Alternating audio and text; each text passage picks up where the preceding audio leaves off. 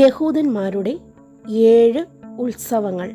ഇസ്രായേലിന് ദൈവം കൽപ്പിച്ചാക്കിയിരിക്കുന്ന 7 ഉത്സവങ്ങൾ യേശുക്രിസ്തുവിനോടും പുതിയ നിയമസഭയോടും ബന്ധപ്പെട്ട് നിൽക്കുന്നതായി കാണാം.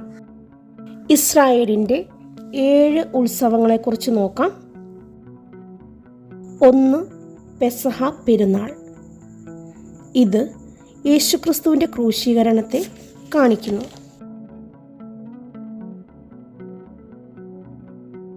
2. പുളിപ്പില്ലാത്ത അപ്പത്തിൻ്റെ പെരുന്നാൾ. ഇത് പുളിപ്പില്ലാത്ത ജീവിതവും ഉപദേശവും അല്ലെങ്കിൽ യേശുക്രിസ്തുവിൻ്റെ വിശുദ്ധ ജീവിതത്തെ കാണിക്കുന്നു.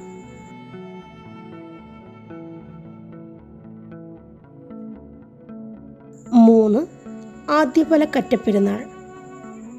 ഇത് യേശുക്രിസ്തുവിൻ്റെ പുനരുത്ഥാനത്തെ കാണിക്കുന്നു.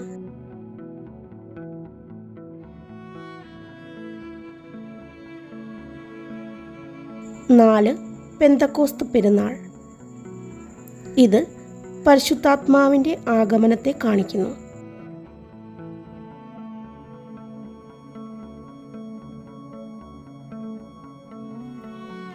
5.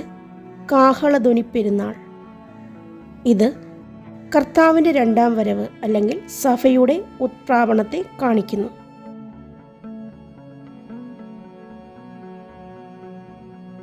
6.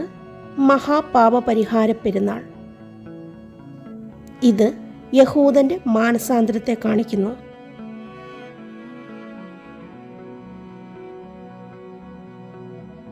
7. കൂടാര പെരുന്നാൾ. സഭയുടെ നിത്യതയെ സൂചിപ്പിക്കുന്നു. ഇങ്ങനെ 7 ഉത്സവങ്ങളാണ് യഹൂദന് ഉള്ളത്. ഈ ഓരോ ഉത്സവങ്ങളെക്കുറിച്ചും വിശദമായ പഠനം ആവശ്യമാണെങ്കിൽ ദയവായി കമൻറ്റ് ചെയ്യുക.